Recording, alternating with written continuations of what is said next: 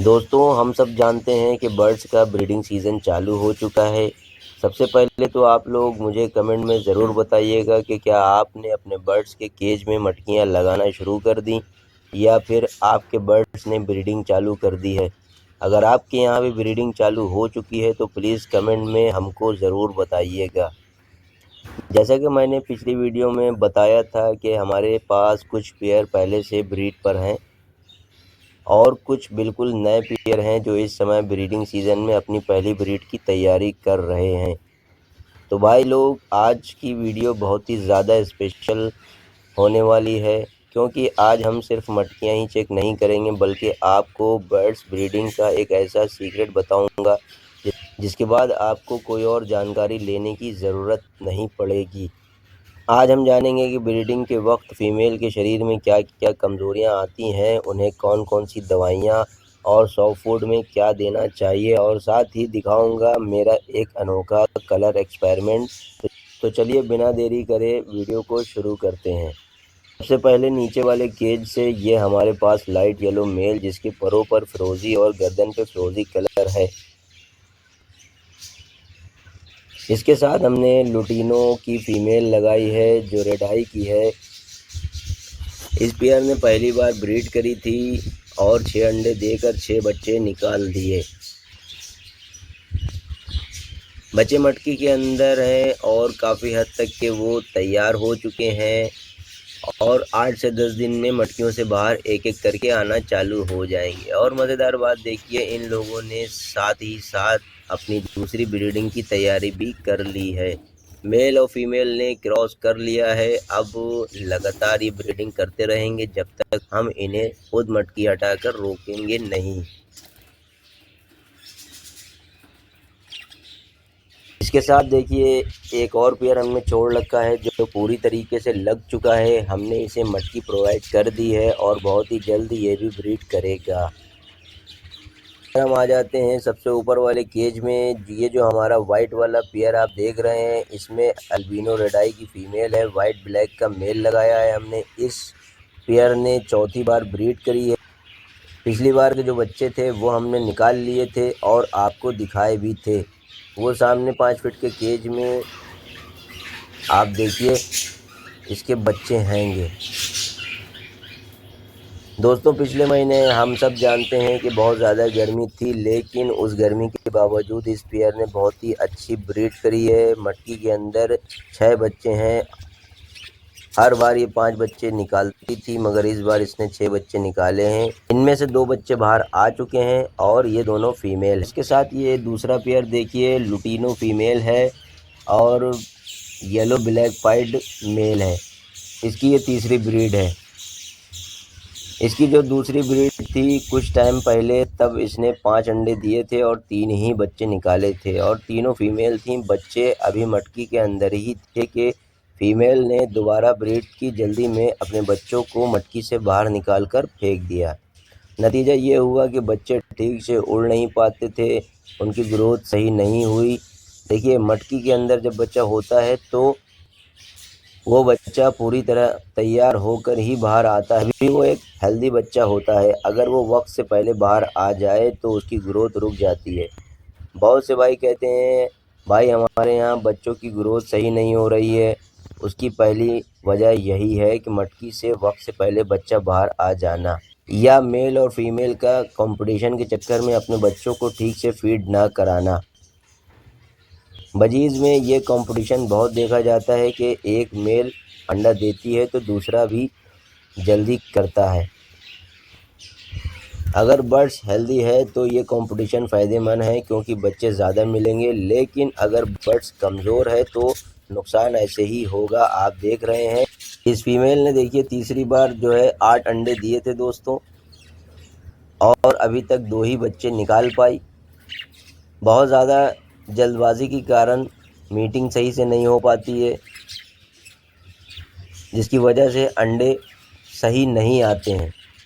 अब इसके 8 अंडों में से 2 बच्चे अभी तक बाहर आ चुके हैं, बाकी के अंडे रखे हैं। हमने चेक भी करे थे, अंडे ठीक ही हैं, लेकिन अभी तक बच्चे बाहर नहीं आए। अब वो बच्चे बाहर आएंगे या नहीं आएंगे ये मुझे नहीं पता। अब बात करते हैं बच्चों की ग्रोथ ना होने का दूसरा और सबसे बड़ा रीज़न, कैल्शियम, विटामिन्स और प्रोटीन की कमी। भाई आप खाली कंघी खिलाकर और पानी पिलाकर तो एक अच्छी ब्रीड की उम्मीद रख नहीं सकते। ब्रीडिंग के समय फीमेल के शरीर में क्या क्या कमी आती है पहले ये समझिए। जब फीमेल लगातार मटकी में बैठती है और अंडे देती है तो अंडे का छिलका शेल बनने के लिए उसके शरीर का पूरा कैल्शियम इस्तेमाल हो जाता है। मटकी के अंदर लगातार बैठने की वजह से उसे धूप नहीं मिलती, जिससे विटामिन D3 की भारी कमी हो जाती है। इसके अलावा बच्चों को फीड कराने में उसका प्रोटीन और आयरन पूरी तरह ख़त्म हो जाता है। नतीजा क्या होता है, फीमेल बहुत ज़्यादा थक जाती है, कमज़ोरी से उसकी टांगें काम करना बंद कर देती हैं, एग बैंडिंग का ख़तरा बढ़ जाता है और कई बार फीमेल मर भी जाती है। या फिर वो 7 या 8 अंडे देगी लेकिन कमज़ोरी की वजह से सिर्फ बच्चे 3 या 4 ही निकाल पाएगी। इस कमी को हम कैसे पूरा कर सकते हैं? सबसे पहले तो हम उनके केज में कटल फिश बोन और कैल्शियम ब्लॉक 24 घंटे लटका कर रखेंगे।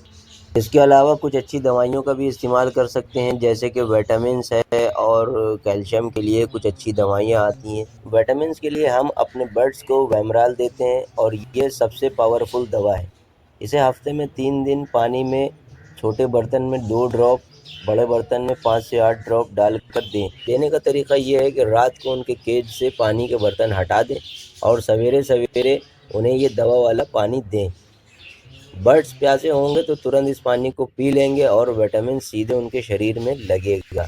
कैल्शियम के लिए हम इस्तेमाल करते हैं ऑस्टोवेट, और भी कैल्शियम की दवाइयाँ आती हैं जो बहुत ही अच्छा काम करती हैं और बर्ड्स की सभी तरीके के कैल्शियम की कमी को पूरा करती हैं। कैल्शियम बर्ड्स की हड्डियों को मजबूत करता है और फीमेल को एग बॉन्डिंग अंडा फंसने की बीमारी से बचाता है। इसे आप सॉफ्ट फूड में मिलाकर दे सकते हैं। प्रोटीन और मल्टीविटामिन्स के लिए बहुत सारे टॉनिक आते हैं। अगर बर्ड्स बहुत ज़्यादा कमज़ोर लग रहे हैं तो आप उन टॉनिक को मंगाकर भी इस्तेमाल कर सकते हैं, जो बर्ड्स का स्टेमिना और प्रोटीन लेवल को बनाए रखेगा। लेकिन मैं यहाँ आपसे एक और बात कहना चाहूँगा कि खाली दवाइयाँ काम नहीं आएंगी। दवाइयों के साथ साथ बर्ड्स को नेचुरल डाइट यानी सॉफ्ट फूड देना सबसे ज़्यादा ज़रूरी है। चलिए मैं आपको बताता हूँ कि आप क्या क्या दे सकते हैं अपने बर्ड्स को और उससे बर्ड्स को क्या फ़ायदा मिलता है। उबले हुए चावल, उबले हुए गेहूं और भीगी दालें या हरे मूंग या माश की दाल, इसमें भरपूर मात्रा में नेचुरल प्रोटीन होता है, फाइबर होता है। इसे खाने से माँ बाप का पेट अच्छे से भर पाता है और वो बच्चों को बहुत ही गाढ़ा और पौष्टिक फीड कराते हैं, जिससे बच्चों की ग्रोथ रॉकेट की तरीके होती है। उबला हुआ अंडा हफ्ते में 2 दिन कद्दूकस करके दें। ये हाई प्रोटीन का सबसे बड़ा सोर्स है। इसमें बच्चों के पर और फेदर बहुत ही जल्दी और चमकदार आते हैं और बच्चों का साइज़ बहुत ही शानदार बनता है। चावल और रोटी को देने से बर्ड्स को कार्बोहाइड्रेट्स मिलता है, जो उन्हें मटकी में लगातार बैठने में एनर्जी देता है। हरी सब्जियां, पालक, धनिया, गाजर, इससे बर्ड्स को आयरन, विटामिन ए और मिनरल मिलते हैं। गाजर और पालक खाने से फीमेल के शरीर में खून की कमी नहीं होती और उनका हाजमा दुरुस्त रहता है। ये सब चीज़ें देने का तरीका ये है, अगर आप चाहें तो एक दिन छोड़कर एक दिन इन सब चीज़ों को चावल, गाजर, पालक, गेहूँ, अंडा, धनिया, इन सब चीज़ों को अच्छे से मिक्स करके हर एक दिन छोड़कर एक दिन आप अपने बर्ड्स को दे सकते हैं और उसमें 2 से 3 ड्रॉप ऑस्टोवेट कैल्शियम के भी मिला लें। और अगर आप रोज़ का शेड्यूल बनाकर देते हैं तो आप बदल बदल के भी दे सकते हैं, एक दिन धनिया, एक दिन पालक, एक दिन गाजर, इस तरीके से भी दे सकते हैं। भाई लोग, अगर आपने ये डाइट दे दी तो आपके बर्ड्स के केज में बच्चे कमज़ोर नहीं रहेंगे और बच्चे भी अच्छे निकलेंगे और माँ बाप भी एक्टिव रहेंगे। फटाफट बाकी के भी पेयर्स देख लेते हैं। यहाँ नीचे ग्रे ब्लैक मेल और येलो ब्लैक वाइट फीमेल है। इसकी पहली ब्रीड थी, 5 अंडे दिए थे, 3 बच्चे अभी तक निकाल पाई है, 2 अंडे ख़राब हो गए। फीमेल बहुत चिड़चिड़ी और गुस्सैल है, हर वक्त लड़ती रहती है, इसकी वजह से अंडों पर ज़्यादा बैठ नहीं पाई। इसके साथ ही हमारे बाकी के पेयर हैं। वाइट ग्रे फीमेल के साथ हमने येलो ब्लैक वाइट मेल लगाया है। नीचे वाले में देखिए कि हमने येलो के साथ येलो ब्लैक वाइट मेल लगाया है, जिसके अंडे आ चुके हैं मटकी के अंदर। क्रॉस भी हो चुका है, मटकी के अंदर भी अंडे भी आ चुके हैं, लेकिन हम अभी आपको उनके अंडे नहीं दिखा सकते क्योंकि हम अभी उनको डिस्टर्ब नहीं करेंगे। उसके साथ हमने ये दूसरा पेयर छोड़ रखा है, ग्रीन येलो मेल है, साथ में वाइट और ग्रे फीमेल है। इन सब की मीटिंग हो चुकी है, मटकियों में आना जाना चालू है और कभी भी इनके यहाँ भी खुशखबरी आ सकती है। तो दोस्तों ये था मेरे 8 पेयर का सेटअप। हर केज में हमने 2-2 पेयर छोड़ रखे हैं। 4 पेयर ने अंडे और बच्चे भी कर लिए हैं और 1 पेयर के अभी अंडे आए हैं। बाकी के 3 पेयर अपने सीज़न की पहली ब्रीड की तैयारी में लगे हुए हैं। बहुत जल्द उनके भी अंडे बच्चे आएंगे। जैसे जैसे इनके बच्चे बाहर निकलेंगे हम सभी को निकाल कर इस बड़े वाले केज में शिफ्ट करते जाएंगे। और दोस्तों आप एक चीज़ नोटिस करिए कि यहाँ पर हमने सबके कलर थोड़े अलग अलग करके लगाए हैं। जैसे हमने ग्रीन येलो के साथ वाइट और ग्रे लगाया है और ग्रे ब्लैक के साथ हमने येलो ब्लैक लगाया है और दूसरा हमने ब्लैक वाइट के साथ हमने येलो ब्लैक लगाया है। तो ये अलग अलग जो हमने कलर लगाए हैं, तो इसकी वजह दोस्तों ये है कि हम ये देखना चाहते हैं कि कौन से कलर से कौन सा बच्चे निकलेंगे। तो अगर कोई अच्छे कलर के बच्चे निकलना चालू हो गए, मतलब हमारे पास कुछ ख़ास एंटिक यूनिक कलर आ गया, तो हम उस कलर पर ज़्यादा फोकस करेंगे और उसी कलर के ज़्यादा बच्चे निकालने की कोशिश करेंगे। तो ये मेरी एक छोटी सी कोशिश है। हम देखेंगे कि हमें किस कलर के कौन से बच्चे मिल रहे हैं किस पेयर से, तो ये हम अंडे और बच्चे आने के बाद ही बता पाएंगे। दोस्तों ये थी हमारे 8 पेयर्स की पूरी A to Z ब्रीडिंग और केयर की जानकारी।